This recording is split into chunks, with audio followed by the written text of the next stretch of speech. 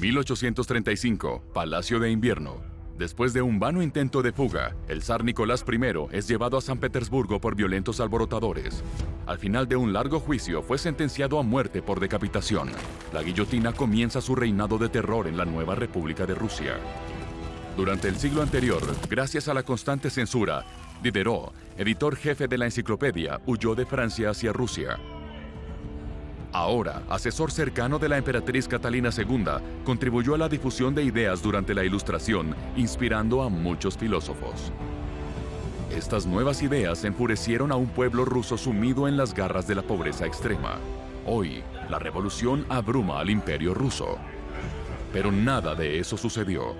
En 1762, un pequeño grano de arena permitirá completar la enciclopedia, obra monumental de la era de la Ilustración en Francia. Nuestra historia no es más que una serie de eventos increíbles. Cada uno de nosotros puede influir en su curso, desde el nacimiento de un imperio milenario hasta la muerte de una floreciente civilización, desde el genio creativo de un puñado de hombres hasta una revolución cultural mundial, desde la más oscura de las visiones totalitarias hasta la más horrible de las grandes guerras, desde la heroica resistencia de todo un pueblo hasta la determinación férrea de una minoría. La más mínima de nuestras decisiones puede influir en el futuro de la humanidad. Conocer el pasado es prever el futuro. La enciclopedia, el atrevimiento del conocimiento. 1746, Francia. La realeza autoriza un gran proyecto. Un diccionario universal de artes y ciencias. En 1762, la emperatriz Catalina II ofrece al filósofo Denis Diderot terminar la enciclopedia en Rusia, lejos de la censura. 1772, después de 26 años de trabajo monumental, esta formidable aventura editorial finalmente termina. Estos tres eventos inextricablemente vinculados son momentos clave en la era de la Ilustración y marcan el ritmo de la gran aventura de la enciclopedia. Aristóteles, Galeno y Plinio el Viejo. En Occidente, durante siglos, estos tres antiguos eruditos han sido percibidos como la base del conocimiento. La sociedad medieval valora los conocimientos y los experimentos, pero la ciencia a menudo consiste en conciliar el conocimiento grecorromano con la teología cristiana. A partir del siglo XVI surge una nueva forma de pensar el mundo. En 1543, después de haber esperado hasta el final de su vida, el astrónomo y matemático Copérnico publica De Revolutionibus Orbium Celestium. Contrario a lo que dijo Aristóteles, el erudito declara que la Tierra no es un planeta fijo en el centro del universo, sino que gira alrededor del Sol. Es una revolución. A finales de siglo, el teólogo Giordano Bruno va más allá. El Sol tampoco es el centro del universo. Es solo una estrella entre muchas otras en el universo.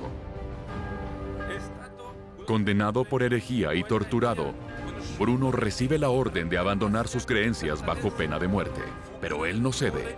En 1600, en Roma, es quemado vivo. 33 años después, la Iglesia ataca a otro erudito. Enfrentando su omnipotencia, Galileo se ve obligado a retractarse de su teoría sobre los movimientos de los cuerpos celestes. A finales de siglo, el inglés Isaac Newton formula su ley de gravitación universal, fundando la física moderna. En sus cálculos, no acudió a Aristóteles ni a la Biblia, sino al lugar destacado dado a las matemáticas y a los experimentos. El método científico está en pleno desarrollo. El filósofo Descartes desarrolla un método de razonamiento, excluyendo las creencias de hecho y las supersticiones. Es hora de dar paso al espíritu cartesiano, la crítica y la lógica. La tendencia es la polémica y el intercambio. En el siglo XVIII, el reino de Francia está en el corazón de este crecimiento intelectual. La razón debe prevalecer sobre todo. La independencia del individuo es primaria. Ante el oscurantismo y la ignorancia, estos filósofos se convierten en faros en la noche, las linternas del conocimiento que emergen de los abismos. Es la era de la Ilustración. Pero al igual que Giordano Bruno o Galileo antes que ellos, los filósofos de la era de la Ilustración se encontrarán con una censura total, tanto de la Iglesia como de la autoridad central. Casi todos ellos van a experimentar exilio, prisión o censura. Muy pronto, su lema se convierte en Sapere Aude, atrévete a saber. Bienvenidos a la memoria de la humanidad. Cada evento histórico, independientemente de cuán pequeño sea, se registra y se conecta. Solo se necesita cambiar uno para modificar a todos los demás. Aquí podemos controlar el tiempo, analizar y comparar miles de millones de eventos para reescribir la historia de maneras infinitas. La censura es una limitación arbitraria de la libertad de expresión de los individuos. En el siglo XVIII, en Francia, es responsabilidad de los censores reales. Solo unos pocos filósofos de la era de la Ilustración escaparon de ella: Montesquieu, Voltaire, Diderot, Rousseau, Helvétius y muchos otros. En 1789, durante la Revolución Francesa, la Asamblea Nacional adopta la Declaración de los Derechos del Hombre y del Ciudadano. Los artículos 10 y 11 establecen claramente que nadie puede ser molestado por sus opiniones, ni siquiera las religiosas, siempre que su manifestación no perturbe el orden público establecido por la ley y que cualquier ciudadano pueda hablar y escribir libremente. Teóricamente, un francés es libre de hablar. Sin embargo, hoy, Francia solo ocupa el puesto 33 a nivel mundial en libertad de prensa. Retomemos. 1745, París. El erudito alemán Gottfried Celius está en la ciudad. Se dispone a conocer a cierto editor de Le Breton para presentarle un proyecto: la traducción al francés de la Cyclopedia, un diccionario universal en inglés. La palabra enciclopedia proviene del griego y significa cuerpo de conocimiento para una educación completa. A diferencia de un diccionario, que define las palabras de un idioma, una enciclopedia explica las cosas de manera universal. Recopila y resume todo el conocimiento para ponerlo a disposición de todos. Por lo tanto, una enciclopedia es necesariamente un trabajo sustancial y voluminoso. Y en esa época, aún no se ha publicado ningún trabajo de este alcance. El proyecto de traducción inicial llega a un final repentino, pero para Le Breton se lanza la idea: la edición de un gran diccionario universal de artes y ciencias, en realidad, una verdadera enciclopedia. Obtiene un privilegio real de 20 años, la autorización exclusiva para imprimir y vender esta obra. Una concesión editorial. La supervisión editorial está a cargo del abate de Gois de Malbès, matemático, miembro de la Real Academia de Ciencias y profesor del Collège de France. El erudito se rodea inmediatamente de colaboradores, entre ellos Jean Léron de Lambert, miembro de la Academia de Ciencias de Francia, y Denis Diderot, el traductor. Pero muy pronto, el abate abandona el proyecto. A Diderot y de Lambert se les asigna la pesada tarea de dirigir el proyecto. Y si al principio las intenciones de los editores eran relativamente modestas, las de los dos nuevos editores no lo son, porque Diderot y de Lambert encarnan perfectamente el espíritu de la Ilustración. Su consigna: no acepte nada sin pruebas y atrévase a pensar. Su ambición: abrir las puertas del conocimiento a la mayor cantidad de personas posible, luchar contra las supersticiones y el oscurantismo, asegurar que prevalezca la razón. Diderot, en particular, no busca establecer un sistema rígido o un nuevo método de pensamiento. Es lo opuesto. Pregunta, muestra incoherencias, deja que los lectores piensen por sí mismos. Pero se muestra imprudente. En 1749, después de una de sus publicaciones anónimas, lo encarcelan por 3 meses en la prisión de Vincennes. El camino está trazado.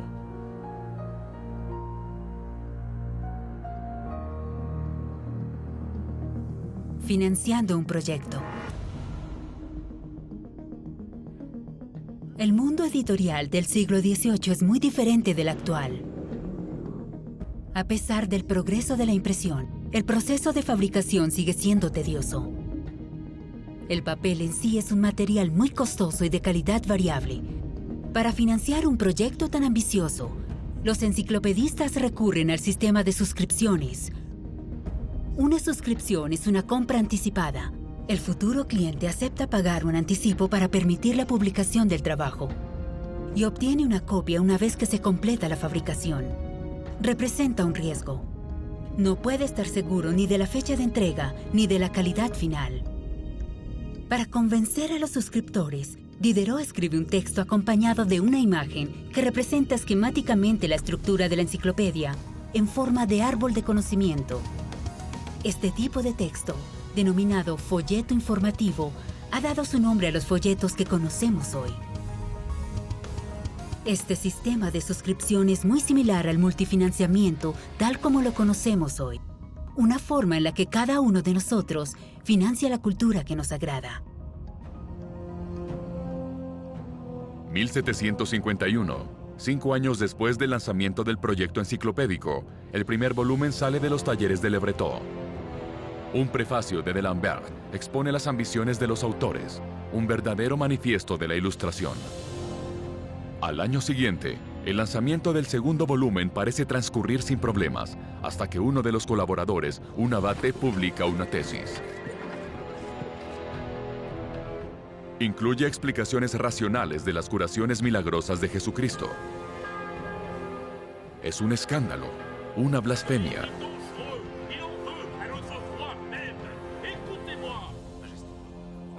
Los opositores de la enciclopedia aprovechan la oportunidad y obtienen del rey la condena de los 2 volúmenes ya publicados. Está prohibido que cualquiera venda, compre o incluso simplemente posea copias. Los enciclopedistas temen que la Iglesia tome control sobre su proyecto y acuden a los jesuitas. En estos momentos difíciles interviene un aliado tan poderoso como inesperado. Guillaume de Malesherbes, director de censura. Su deber requiere que envíe a Diderot a un calabozo. Sin embargo, trabaja hábilmente para que el rey levante la prohibición. D'Alembert, por otro lado, aprende la lección. Deja la dirección y se convierte en un simple colaborador. Diderot queda solo a cargo. Las publicaciones se reanudan, los ataques aumentan y son cada vez más virulentos a medida que se publican los volúmenes. En 1754, Voltaire, entusiasta, se une al proyecto. Pero el 5 de enero de 1757, un ataque fallido contra Luis XV sacude al público. Estas nuevas ideas subversivas están ligadas a los culpables. Los enciclopedistas son acusados de socavar el poder real. El mismo Malesherbes está amenazado. D'Alembert abandona el proyecto. Voltaire insta a todos sus colaboradores a mostrar precaución. Pero Diderot y un puñado de intransigentes se mantienen firmes. Piden a sus colaboradores que no huyan de la lucha, que no pierdan terreno ante sus enemigos. En Roma, el Papa coloca este trabajo en la lista de libros prohibidos. Cualquier católico declarado culpable de poseer una copia de la enciclopedia es sistemáticamente amenazado de ser excomulgado. Un decreto real revoca el privilegio y declara ilegales los 7 primeros volúmenes. Se confiscan los manuscritos de Diderot, pero los que están protegidos por Malesherbes no. El jefe de la censura real toma grandes riesgos. Logra apaciguar las mentes de las personas. Obtiene permiso del rey para seguir publicando, pero solo volúmenes de ilustraciones y grabados.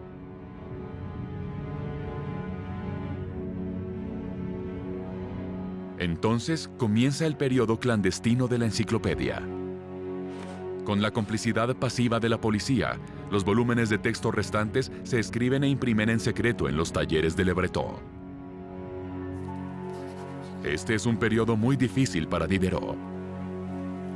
Durante años, soporta amenazas e insultos y trabaja hasta morir en silencio.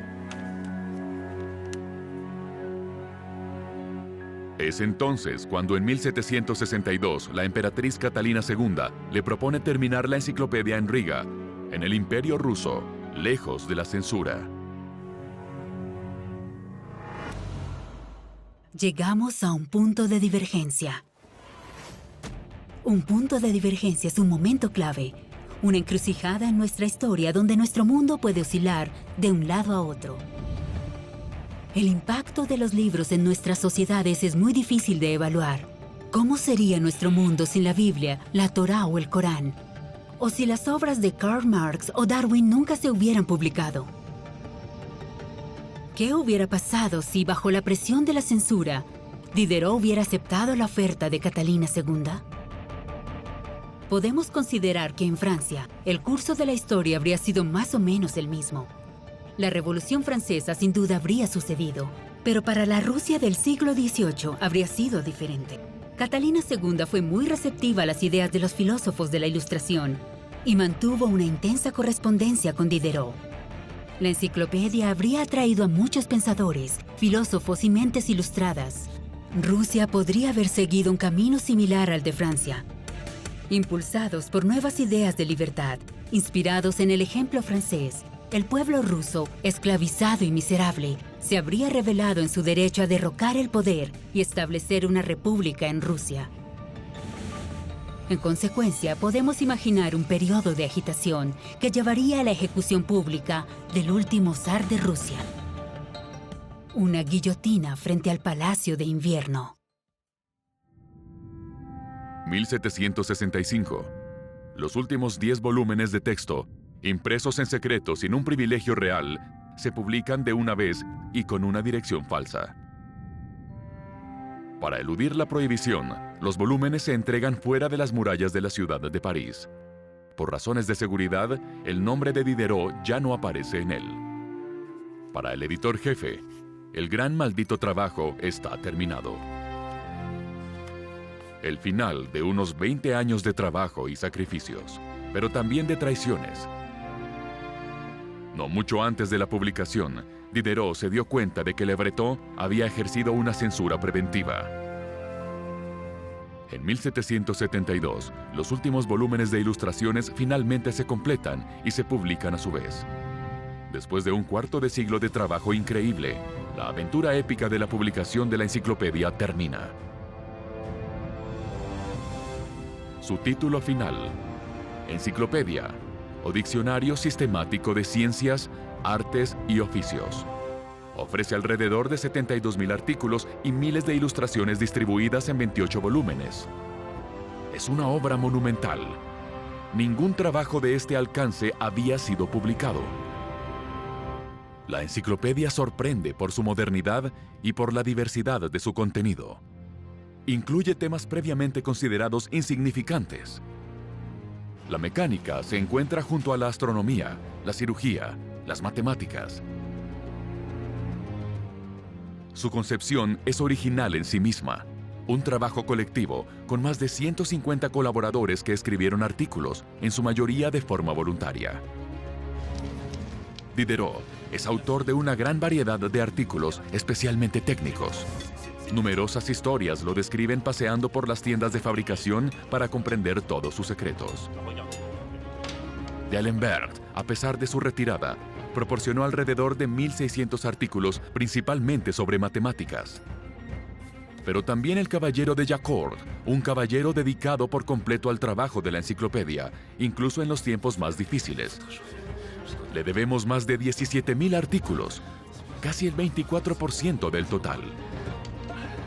Sí, con más de 150 colaboradores diferentes, la calidad de los artículos es muy variable. La enciclopedia nunca podría haber existido sin la dedicación de los enciclopedistas. Desafiaron la censura y trabajaron clandestinamente para forjar, más allá de la simple recopilación de conocimientos, un arma política, un arma ilustradora.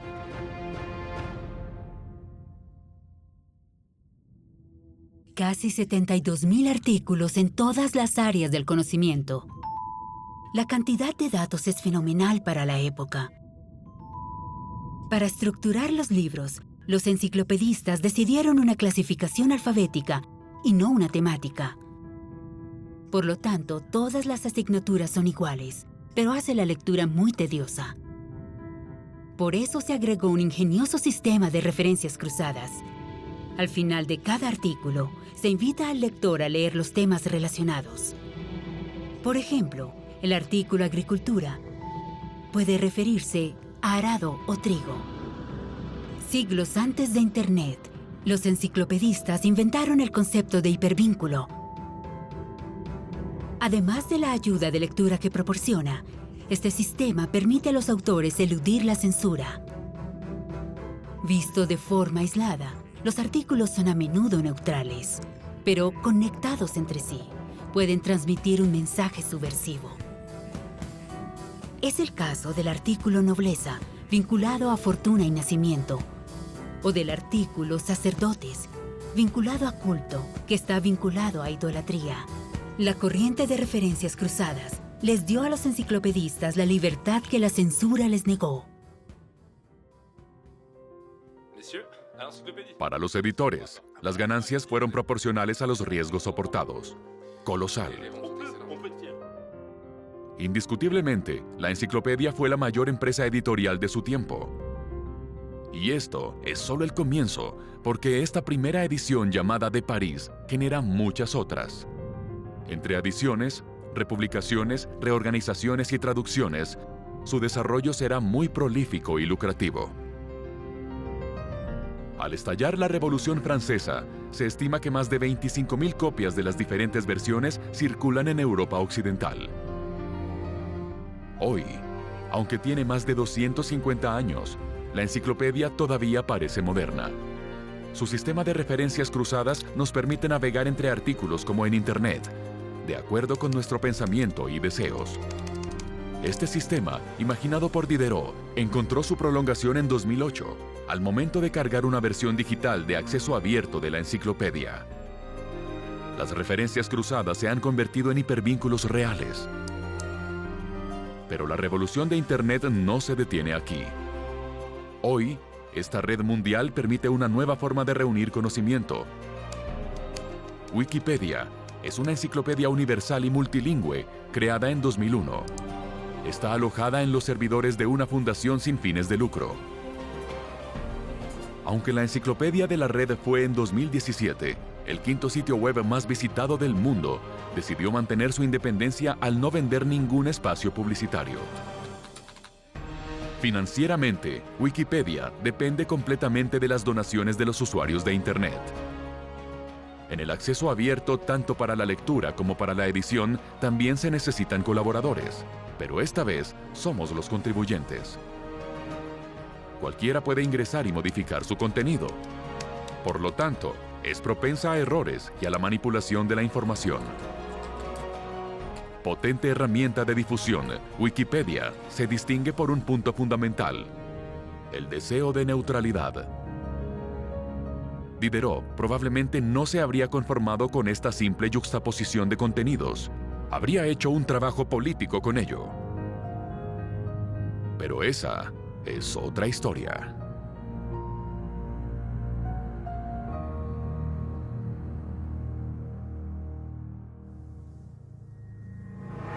¿Puede un libro cambiar la faz del mundo? Diderot estaba convencido de que con el tiempo, este trabajo produciría una revolución en las mentes. La consigna de los enciclopedistas: alentar al lector a pensar por sí mismo, a liberarse del yugo de la superstición, del fanatismo, de la intolerancia y, en términos generales, de cualquier argumento de la autoridad. Pero, a pesar de que el texto es simple y claro, es comprensible para todos, la enciclopedia seguía siendo un conjunto costoso de libros, accesible solo a los adinerados. Imposible hoy medir su impacto en el mundo. ¿Es Internet la extensión del proyecto enciclopédico? En cierto modo, sí. La creación de nuevas enciclopedias o el libre acceso a las del pasado sirve al ideal de recopilación de conocimientos. Pero la gran acumulación de datos y la diversidad de colaboradores no son garantía de calidad. La disponibilidad inmediata de respuestas nos exime de buscar, pensar por nosotros mismos y proyectar el pensamiento. Entonces la pregunta es, ¿sigue siendo una cuestión de conocimiento o solo de información?